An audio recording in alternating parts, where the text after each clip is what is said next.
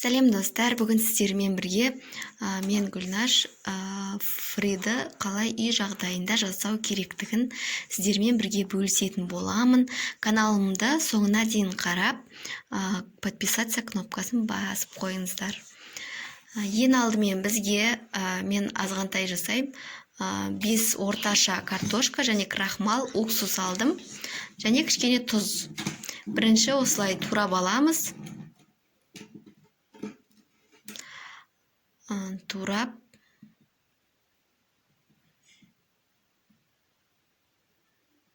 осылай салонкалап тураймыз.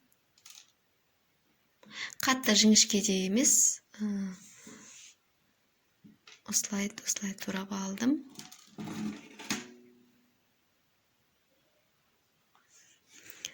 Енді оған салқын суға 300 мл суға тұзды саламын, араластырып алып, және де уксус бір жартас қасықтай.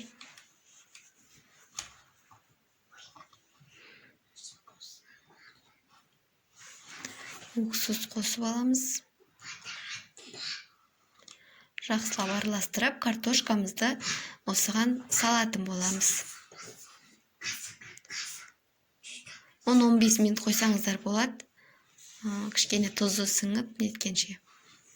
Осылай араластырып, 10-15 минутқа қойып қоям. Кейін суымыздан сырқып аламыз. Осындай матаға или болмаса салфетка болса, салфеткаға өстіп кептіріп аласыздар. Барлығын өстіп қойып, кептірмей сразу пісірсеңіздер, ол шашыраймай. Содан осылай кептіріп алған дұрыс.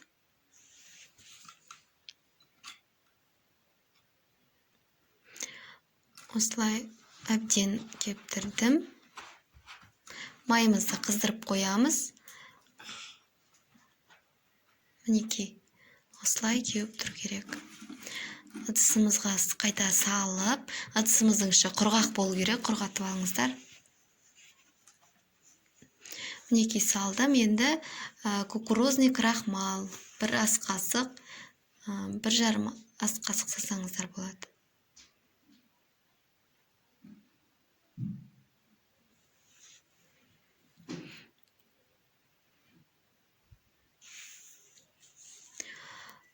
Бұның ерекшелігі пісіп шыққан кезде бұл жеңіл, қытырлақ болады.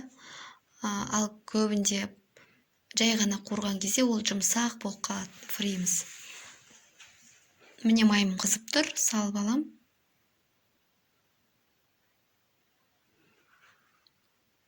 Осылай араластырып тұрасыздар.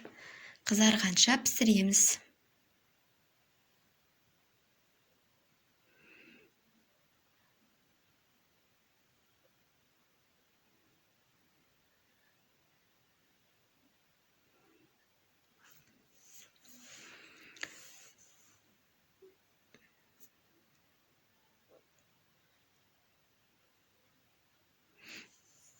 Мінекей осылай алтын түстес болып қызарған кезде жайлап ала бересіздер. Қытырлап түседі, жеңіл. Көп жағдайда простой жай ғана жасаған кезде бұлай нетпейді, жұп-жұмсақ болып нетіп қалады.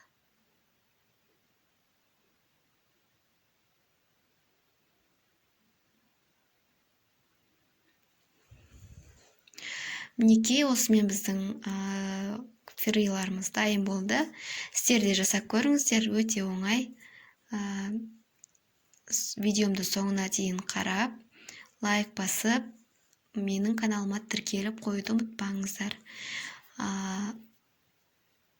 Сіздерге көп рахмет, әлі де талай рецепттер шығатын болады.